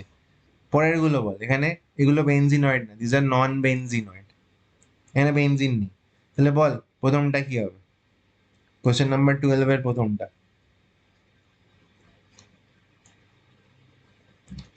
ফটফট বল। এখানে কি সাইক্লিক কনজুগেশন আছে? না, কেন নেই? প্লাস দেখতে পাচ্ছি তো এই কারণে, পাই সিগমা প্লাস সিগমা পাই, সাইক্লিক কনজুগেশন তো রয়েছে। সিএইচ প্লাস আছে। হ্যাঁ, তো পাই সিগমা প্লাস সিগমা পাই তো ঘুরতে থাকবে, তো সাইক্লিক কনজুগেশন তো আমি দেখতে পাচ্ছি। তাহলে এটা অ্যারোমেটিক হবে। আর কটা পাই ইলেকট্রন আছে? দুটো।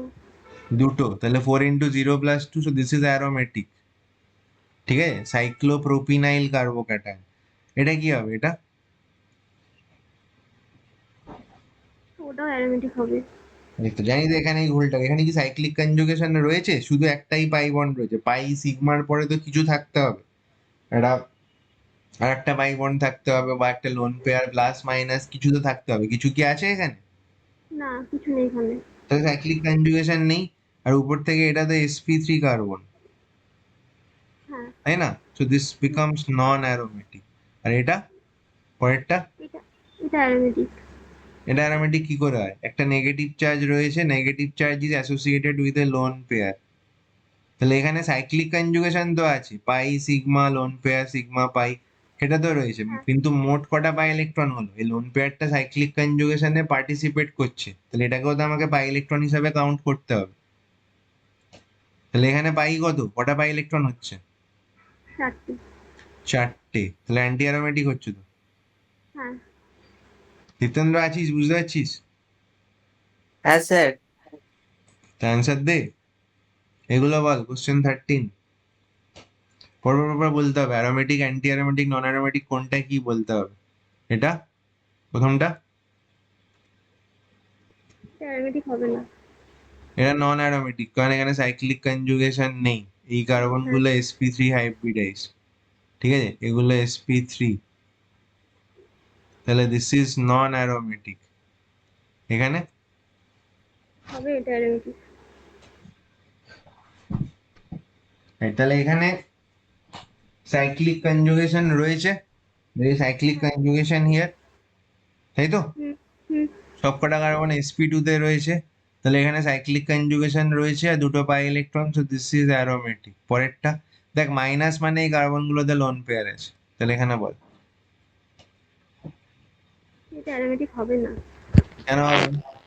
এখানে সবকটা কার্বন তো sp2 হাইব্রিডাইজ, লোন পেয়ার যদি কনজুগেশনে থাকে তাহলে হাইব্রিডাইজেশনে কাউন্ট হয় না, তাহলে সবকটা কার্বনই তো sp2 হাইব্রিডাইজ, সাইক্লিক কনজুগেশন রয়েছে। মোট কটা পাই ইলেকট্রন দেখতে পাচ্ছিস তুই? 6টা। 6টা, তো 6টা মানে অ্যারোমেটিক। হ্যাঁ। পরেরটা, পরেরটা অ্যারোমেটিক। পরেরটা অ্যারোমেটিক কেন? কটা পাই ইলেকট্রন দেখতে কিন্তু পাচ্ছিস? দুটো। দুটো না, পাই ইলেকট্রন, 4টে 4টে তো 4টে। 4টে হলে এটা কি হওয়া উচিত? অ্যারোমেটিক হবে না এটা। তাহলে এটা অ্যান্টি অ্যারোমেটিক, হাইলি আনস্টেবল। পরেরটা হুম। বল, এটা অ্যারোমেটিক। এটা অ্যারোমেটিক প্রথমটা, কটা পাই ইলেকট্রন দেখতে পাচ্ছিস তুই? চারটে। এটা অ্যান্টি অ্যারোমেটিক। অ্যান্টি অ্যারোমেটিক এটা, এখানে নেগেটিভ চার্জ মানে কার্বনের নেগেটিভ চার্জ মানে লোন পেয়ার থাকে, তাহলে কত হচ্ছে এটা? 6টা, মানে এটা 4n+2। সাইক্লিক কনজুগেশন অ্যারোমেটিক, এটা সাইক্লোপেন্টাডাইনাইল অ্যানায়ন। পরেরটা নন এটা অ্যারোমেটিক হবে। রাইট, অ্যান্টি এখানে অ্যারোমেটিক। একটা sp3 কার্বন দেখতে পাচ্ছি আমি, হ্যাঁ। নন অ্যারোমেটিক। পরেরটা বল, 15। নন অ্যারোমেটিক হবে। রাইট, এখানে এটা sp3 কার্বন। পরেরটা এটা অ্যারোমেটিক। এটা অ্যারোমেটিক, ঠিক আছে। এটাকে কমনলি আমরা চিনি ট্রোপিলিয়াম আয়ন বলে, ট্রোপিলিয়াম আয়ন, ঠিক আছে। এই 7 মেম্বার যে সাইক্লিক কনজুগেশন, এটা ক্যাটায়নটা, this is called tropylium ion, this is aromatic. পরে এটা বল,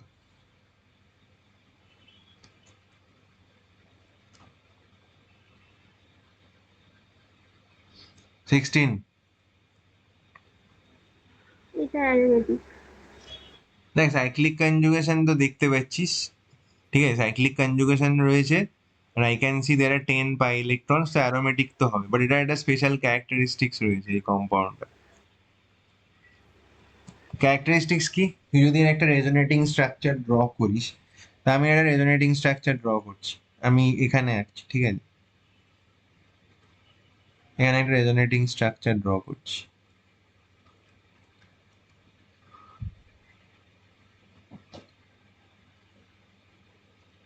ধর এটা আমি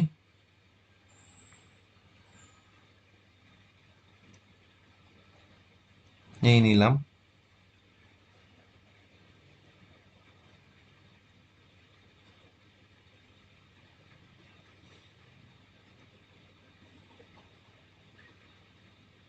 এখানে মাইনাস আসছে,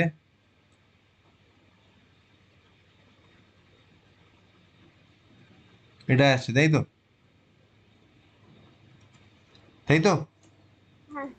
তো এই রেজোনেটিং স্ট্রাকচারটা দেখ, এটা হচ্ছে সাইক্লোপেন্টাডাইনাইল অ্যানায়ন, যেটা অ্যারোমেটিক, আর তার সঙ্গে এটা হচ্ছে ট্রোপিলিয়াম আয়ন, মানে দুটো অ্যারোমেটিক রিং ফিউজড হয়ে যায়, দেখতে পাচ্ছিস, তো এই রেজোনেটিং স্ট্রাকচারটাও অ্যারোমেটিক। হ্যাঁ। টেকনিক্যালি এই কম্পাউন্ডটাকে বলে অ্যাজুলিন,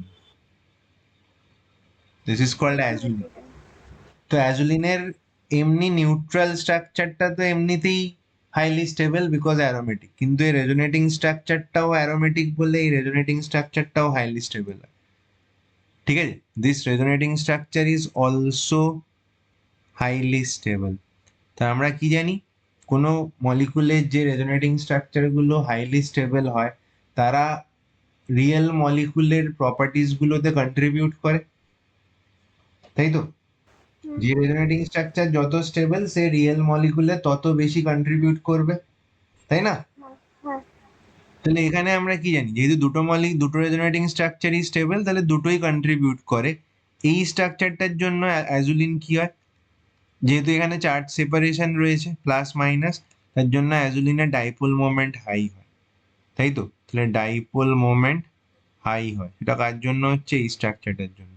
আর সেকেন্ড হচ্ছে, এই যে কালার আছে, this is azulene is a blue coloured liquid, ঠিক আছে। এই কালারটাও কেন আসছে, বিকজ অফ দিস স্ট্রাকচার, এখানে চার্জ সেপারেশন আছে বলে। That is an interesting thing. আচ্ছা পরেরটা, কোশ্চেন নাম্বার 17, এই কম্পাউন্ডে কি হওয়া উচিত? এটা নন অ্যারোমেটিক হবে। হ্যাঁ, কিন্তু দেখে তো মনে হচ্ছে অ্যান্টি অ্যারোমেটিক, তাই না। হ্যাঁ। হ্যাঁ সাইক্লিক ওটা কনজুগেশন 8টা পাই ইলেকট্রন আছে, দিস ইজ অ্যান্টি অ্যারোমেটিক হওয়া উচিত as per the rule, but this is not. কেন? কারণ অ্যান্টি অ্যারোমেটিক কম্পাউন্ড গুলো হাইলি আনস্টেবল হয় আমরা জানি। তো যদি কারোর কাছে অপরচুনিটি থাকে অ্যান্টি অ্যারোমেটিসিটিটাকে অ্যাভয়েড করার, তাহলে হ্যাপিলি করবে, তাই তো। তো এখানে দেখ, এই রিংটা comparatively large ring and it has enough space, ওই স্পেসটাকে ইউজ করে কি করে, ও নিজেকে ডিফর্ম করে, ডিফর্ম মানে বিকৃত করে, বিকৃত করে নন প্লেনার ফর্মে চলে যায়, ঠিক আছে। নন প্লেনার ফর্মে এরকম টাপ শেপ, গামলার মতো দেখতে হয়, তো this is A non planer ফর্মে চলে যায়, এটা ওর কারেক্ট শেপ নয়, অ্যান্টি অ্যারোমেটিসিটিটাকে অ্যাভয়েড করবার জন্য নিজেকে বিকৃত করে, এখানে যে স্পেসটা আছে সেটাকে ইউজ করে বিকৃত করে নন প্লেনার ফর্মে চলে যায় and becomes non aromatic. Is it clear? This is a special case, mark করে রাখা ভালো। I hope it is clear. হ্যাঁ আচ্ছা, এই যে কম্পাউন্ডটা দেখছিস, এই টাইপ অফ কম্পাউন্ড গুলোকে ইন জেনারেল বলা হয় এন অ্যানুলিন। দেখ, অ্যানুলার মানে হচ্ছে রিং এর মতো দেখতে। এন অ্যানুলিন মানে কি? অ্যানুলিন মানে হচ্ছে সাইক্লিক কনজুগেটেড কার্বন চেন, যেখানে শুধুমাত্র পাই সিগমা পাই কনজুগেশন থাকবে, অন্য কোনো রকমের কনজুগেশন থাকবে। সাইক্লিক চেন যেখানে শুধুমাত্র পাই সিগমা পাই কনজুগেশন থাকবে, সেই ধরনের সিস্টেম গুলোকে বলে অ্যানুলিন। আর যতগুলো পাই ইলেকট্রন থাকবে সেটাই হচ্ছে এন এর ভ্যালু। যেমন এখানে এটাকে আমি বলতে পারি 8 অ্যানুলিন, শুধুমাত্র পাই সিগমা পাই আছে অ্যান্ড 8টা pi electron, this can be called 8 annulene. তো দিস ইজ নন অ্যারোমেটিক। তুই যদি দেখিস এখানে বেঞ্জিনকে তুই কি বলতে পারিস? Benzene can be called 6 annulene. আমি বোঝাতে পারছি? হ্যাঁ this can be called 6 annulene. তুই যদি দেখিস এখানে এই কম্পাউন্ডটাকে তুই কি বলতে পারিস? This can be called 4 annulene. এগুলো হচ্ছে অ্যানুলিন, রাইট? তুই দেখ এখানে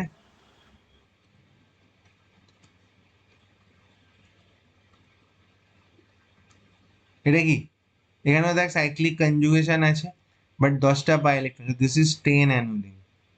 তো বলতে পারবি 10 অ্যানুলিনটা কি হবে? অ্যারোমেটিক, অ্যান্টি অ্যারোমেটিক না নন অ্যারোমেটিক, কি হবে? Aromatic. It looks like aromatic. Aromatic মনে হচ্ছে but it is not aromatic, it is non aromatic. Again this is an exceptional case.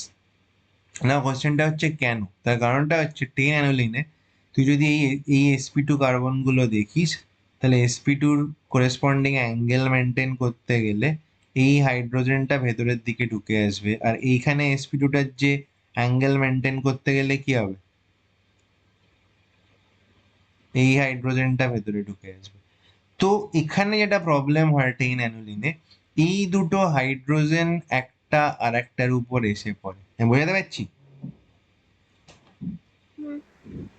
যদি যদি সমস্ত হাইব্রিডাইজেশনের অ্যাঙ্গেল মেনটেন করতে হয়, তাহলে এখানে এই দুটো হাইড্রোজেনই একটা আর একটার উপর এসে পড়ে, মানে এ দুটো থাকা জায়গা হয় না।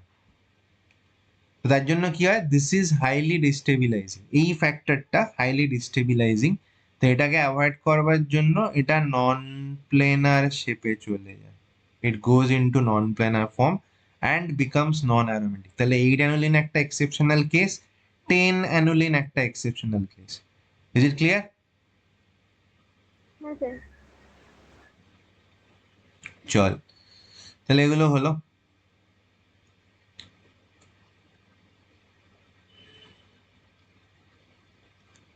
এখানে বল, এগুলো সমস্ত এতক্ষণ ধরে তুই যতগুলো রিং করছিলি সবগুলো হচ্ছে হোমোসাইক্লিক। হোমোসাইক্লিক মানে রিং এর সবকটা অ্যাটম সেম অ্যাটম, সব কার্বন। হোমো, হোমো মানে সেম অ্যাটম। কিন্তু এবারে if we are talking about heterocyclic system, এগুলো হচ্ছে সমস্ত হেটেরোসাইক্লিক। হ্যাঁ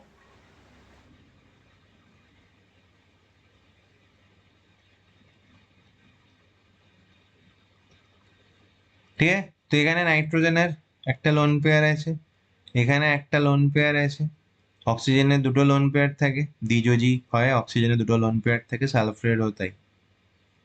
তো বল প্রথমটাতে, ফার্স্ট কোশ্চেন, এখানে নাইট্রোজেনের লোন পেয়ারটা কি সাইক্লিক কনজুগেশনে পার্টিসিপেট করবে? নাইট্রোজেনের লোন পেয়ারটা কি সাইক্লিক কনজুগেশনে পার্টিসিপেট করবে কি করবে না? করবে। করবে না। কেন করবে না? কারণ দেখ, এখানে নাইট্রোজেনের অলরেডি একটা পাই বন্ড কনজুগেশনে চলে গেছে, একই অ্যাটম থেকে দুটো জিনিস কনজুগেশনে একসাথে যেতে পারে না। তো নাইট্রোজেনের একটা পাই বন্ড অলরেডি কনজুগেশনে আছে, তাই তো? হ্যাঁ। হুম। নাইট্রোজেনের হাইব্রিডাইজেশন কত? এখানে sp2, তাই তো? তার মানে হ্যাঁ নাইট্রোজেনের কাছে একটা পি অরবিটাল আছে, সেই পি অরবিটালটা অলরেডি পাই বন্ডে পার্টিসিপেট করেছে, তার মানে লোন পেয়ারটা নিশ্চয়ই পি অরবিটালে নেই, তার মানে এটা সাইক্লিক কনজুগেশনে পার্টিসিপেট করবে না।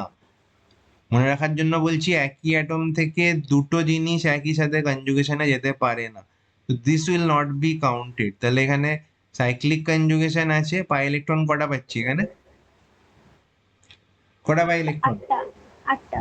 আটটা কি কোথায় হলো? লোন পেয়ারটা তো কাউন্ট করবো না, ওটা তো সাইক্লিক তাহলে কনজুগেশনে। ছটা। হ্যাঁ, ছয়। ছটা হবে।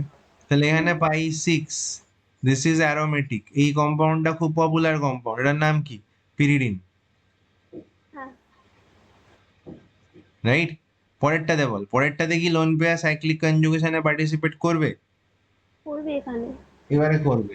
তাহলে এটা পার্টিসিপেট করলে মানে পাই ইলেকট্রন কত হবে? এখানে ছটা হবে।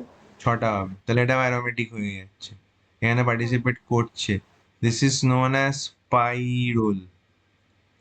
পরেরটা বল, এখানে অক্সিজেনের কাছে দুটো লোন পেয়ার আছে, দুটোই কি পার্টিসিপেট করবে সাইক্লিক কনজুগেশনে? না, একটা করবে। একটা করবে, একটা করবে না, দুটো একসাথে করতে পারে না। তাহলে এখানে হ্যাঁ, কটা পাই ইলেকট্রন হচ্ছে? ছটা। ছটা। ছটা। তাহলে এটার নাম হচ্ছে ফিউরান। পরেরটা, অক্সিজেনের জায়গায় শুধু সালফার আছে কিন্তু গল্পটা একই, তাহলে এটাও অ্যারোমেটিক হবে। হয়ে যাচ্ছি সব। হ্যাঁ এই কম্পাউন্ডটার নাম কি? থায়োফিন। তাহলে পিরিডিন, পাইরোল, ফিউরান, থায়োফিন, এগুলো সবকটা হচ্ছে হেটেরোসাইক্লিক অ্যান্ড অ্যারোমেটিক। ওকে, হ্যাঁ পরেরটা এখানে ভালো করে দেখ। এখানে নর্মালি আমরা কি জানি, সিও ডাবল বন্ড থাকলে, যেহেতু এটা নন পোলার, সরি পোলার মাল্টিপল বন্ড, তাহলে মোর ইলেকট্রোনেগেটিভ অ্যাটমের দিকে এই পাই বন্ড ভাঙতে পারে ফর এ রেজোনেটিং স্ট্রাকচার। ঠিক আছে, তো নর্মালি এটা দেখে তো আমি বলতে পারছি না, কিন্তু এই রেজোনেটিং স্ট্রাকচারটা আমরা দেখতে পারি। তো রেজোনেটিং স্ট্রাকচারটা মানে এই পাই বন্ডটা ভাঙবে, তাহলে এটা মাইনাস হবে, এটা প্লাস হবে। তাহলে এই যে রেজোনেটিং স্ট্রাকচারটা, তো এখানে রিংটা কি অ্যারোমেটিক হচ্ছে না অ্যান্টি অ্যারোমেটিক? Anti aromatic. ঠিক করে বল। ছটা চারটে। ছটা হলে কি হয়? অ্যারোমেটিক হবে তো। তাহলে অ্যারোমেটিক হবে। তাহলে এখানে হ্যাঁ এটা অ্যারোমেটিক হচ্ছে, কিন্তু অ্যাকচুয়াল মলিকুলটা না, ওর রেজোনেটিং মানে অ্যাকচুয়াল স্ট্রাকচারটা না, ওর রেজোনেটিং স্ট্রাকচারটা অ্যারোমেটিক হচ্ছে, যেখানে রিংটা অ্যারোমেটিক ক্যারেক্টার পাচ্ছে। তাহলে যেহেতু রিংটা অ্যারোমেটিক ক্যারেক্টার পাচ্ছে, তাহলে ওটা এরকম ভাবে ভাঙবে, আর রেজোনেটিং স্ট্রাকচারটার কন্ট্রিবিউশন বেশি হবে। Is it clear? Hmm. Clear কি ক্লিয়ার না? হ্যাঁ স্যার, ক্লিয়ার। তাহলে এটাকে স্যার বল। এটা আরেকবার বলবেন একটু প্লিজ? আমি বলছি যে নর্মালি দেখ, নর্মালি যদি নিউট্রাল মলিকুলটা দেখি, সেখানে রেজোনেটিং স্ট্রাকচার আসছে না, তাই তো? কিন্তু আমি কি করব, এই সিও ডাবল বন্ডটাকে আমি পাই বন্ডটাকে ভেঙে সি প্লাস ও মাইনাস করবো, রেজোনেটিং স্ট্রাকচার নেবো, নিয়ে দেখবো যে প্লাসটা যদি রিং এ নেমে আসে, যদি আমি, because I break the pi bond, তাহলে প্লাসটা রিং এ আসলে রিংটা অ্যারোমেটিক হচ্ছে, দেখতে পাচ্ছিস? সাইক্লিক কনজুগেশন 6 পাই ইলেকট্রনস হ্যাঁ হচ্ছে কি হচ্ছে না? হ্যাঁ হচ্ছে। স্যার। তাহলে এই রেজোনেটিং স্ট্রাকচারটা হাইলি স্টেবল, কারণ রিংটা অ্যারোমেটিক হয়ে যাচ্ছে। তাহলে হুম। এমনি মলিকুলটার থেকেও রেজোনেটিং স্ট্রাকচারটার কন্ট্রিবিউশন বেশি হবে রিয়েল মলিকুলটাতে, তার জন্য রিয়েল মলিকুলটাতে অ্যারোমেটিক ক্যারেক্টার আসবে। This is called quasi aromaticity. Quasi মানে ছদ্ম, তাই তো? ছদ্ম অ্যারোমেটিসিটি, বোঝাতে পারলাম? হ্যাঁ পরেরটা হবে কিনা বলতে পারবি? যদি এটা অ্যারোমেটিক না হয়, তাহলে এরকম ভাবে ভাঙতেই চাইবে না। এখানে অ্যারোমেটিক হচ্ছে বলে এটা সাথে সাথে ভেঙে যাবে, কারণ ভাঙলে পরে রিংটা অ্যারোমেটিক অ্যান্ড হাইলি স্টেবল হবে। আর যেহেতু রেজোনেটিং স্ট্রাকচার হাইলি স্টেবল হচ্ছে, তাহলে রিয়েল মলিকুলটাতেও অ্যারোমেটিক ক্যারেক্টার চলে আসবে। হ্যাঁ, পরেরটা বলতো, পরেরটা তো একইভাবে করে দেখ। তাহলে রিংটা কি অ্যারোমেটিক হচ্ছে? না স্যার। কেন হবে না? দুটো পাই ইলেকট্রন হচ্ছে তো, 3 মেম্বার্ড রিং, সাইক্লিক কনজুগেশন, দুটো পাই ইলেকট্রন, তো হবে না কেন? অ্যারোমেটিক হচ্ছে তো রিংটা, হ্যাঁ হ্যাঁ, হবে হবে তাহলে এটাও হবে। কোয়াসি অ্যারোমেটিক হবে, এটাও কোয়াসি অ্যারোমেটিক। ক্লিয়ার? হ্যাঁ স্যার। পরেরটা, দেখ নর্মালি আমরা কি জানি, কার্বন কার্বন বন্ড এরকম ভাবে ভাঙে না, ভাঙে কি? না। ভাঙে না। একটা কন্ডিশনেই ভাঙতে পারে, যদি এই দুদিকের সি প্লাস আর সি মাইনাস হাইলি স্টেবিলাইজড হয়। হ্যাঁ। যদি দুদিকে C plus C minus highly stable হয় তবেই ভাঙতে পারে, আদারওয়াইজ ভাঙবে না। তাহলে এখানে নর্মালি দেখে তো আমি কিছু বলতে পারছি না, কিন্তু আমি এটা করতে পারি যে আমি এই পাই বন্ডটাকে ভেঙে দেখতে পারি আগে। একবার ভেঙে দেখ যে দুদিকে প্লাস মাইনাস, যদি ভাঙি তাহলে এটা প্লাস হচ্ছে, নিচেরটা মাইনাসে আসছে, তাই তো? হ্যাঁ। তাহলে উপরের রিংটা প্লাস হলে কি অ্যারোমেটিক হচ্ছে? এখানে হচ্ছে। প্লাস আসলে কি না, না, অ্যারোমেটিক হবে? হবে না, অ্যান্টি না, অ্যারোমেটিক হয়ে যাচ্ছে। আর মাইনাস নিচে আসলে কি মাইনাস হচ্ছে? অ্যারোমেটিক হবে এটা। মাইনাস নিচে আসলেও অ্যান্টি অ্যারোমেটিক হচ্ছে, হ্যাঁ, মানে 4 ইন আসছে এটা। তাই তো? তার মানে যদি আমি এরম ভাবে পাই বন্ডটা ভাঙি তাহলে দুটো রিংই অ্যান্টি অ্যারোমেটিক হয়ে যাচ্ছে। দীপ্তেন্দ্র, বুঝতে পারছিস? হ্যাঁ স্যার। হ্যাঁ স্যার। তাহলে এটা দুটো রিংই অ্যান্টি অ্যারোমেটিক হয়ে যাচ্ছে, তাহলে নিশ্চয়ই এরকম ভাবে ভাঙবে না, কারণ কার্বন কার্বন পাই বন্ড তখনই এরকম ভাবে ভাঙবে যদি প্লাস মাইনাস দুটোই হাইলি স্টেবল, আদারওয়াইজ ভাঙতে পারে না। তাহলে এবার উল্টো দিকে করে দেখি, যদি এরকম ভাবে নিই তাহলে কি হবে? তাহলে উপরেরটায় মাইনাস যাবে, নিচেরটায় প্লাস যাবে। তাহলে কি হচ্ছে? উপরেরটায় যদি মাইনাস যায় তাহলে রিংটা কি হচ্ছে? অ্যারোমেটিক। অ্যারোমেটিক। আর নিচেরটায় প্লাস আসছে, নিচের রিংটা কি হবে? নন অ্যারোমেটিক। নিচেরটাও অ্যারোমেটিক হচ্ছে। সাইক্লিক কনজুগেশন, দুটো পাই ইলেকট্রন, তাই না? হুম। কেউ বুঝতে পারিস নি? এই নিচেরটা কিভাবে হচ্ছে এটা বুঝতে পারছি যে না। নিচেরটা প্লাস হলে কি হবে? পাই সিগমা, সাইক্লিক কনজুগেশনের দুটো পাই ইলেকট্রন, এটাও তো অ্যারোমেটিক হচ্ছে। ও আচ্ছা, বুঝতে পেরেছি। তাহলে যদি পাই বন্ডটা এরকম ভাবে হয় তাহলে প্লাস মাইনাস দুটোই হাইলি স্টেবল হচ্ছে, কারণ দুটোতেই অ্যারোমেটিক ক্যারেক্টার আছে, তাই তো? তাহলে এই হ্যাঁ। বন্ডটা এরকম ভাবে ভাঙতে পারে, রাইট? হুম। তাহলে এটা কি হবে? এটাও কোয়াসি অ্যারোমেটিক হবে। ঠিক আছে। এখানেও এই রেজোনেটিং স্ট্রাকচারটা যেহেতু অ্যারোমেটিক, তাহলে এখানে রিয়েল মলিকুলটাতে অ্যারোমেটিক ক্যারেক্টার আসবে বিকজ অফ দিস ওয়ান। তাহলে ক্লিয়ার হলো কিনা? হ্যাঁ, হয়েছে। আর একটা প্রবলেম দিচ্ছি, লাস্ট প্রবলেম ফর টুডে।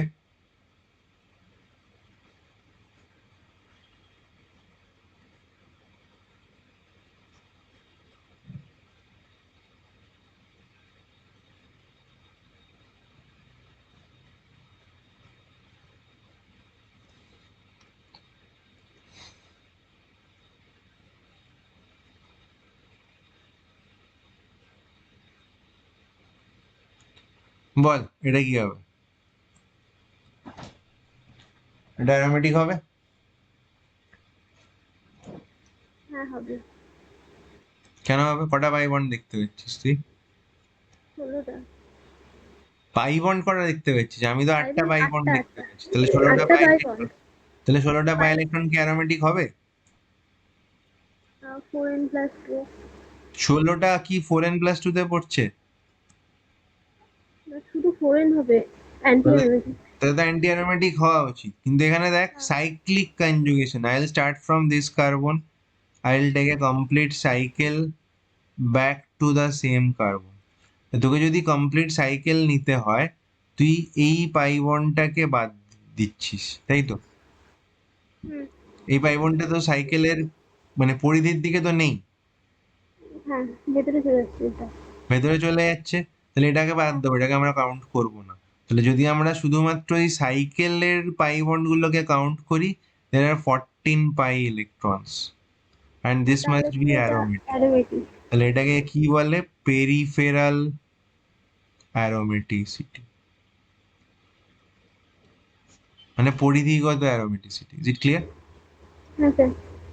তাহলে আজকে এখানে শেষ। নেক্সট ক্লাসে আমরা অ্যাসিডিক স্ট্রেংথ, বেসিক স্ট্রেংথের উপর গোটা 50টা প্রবলেম করব, ঠিক আছে। ঠিক আছে?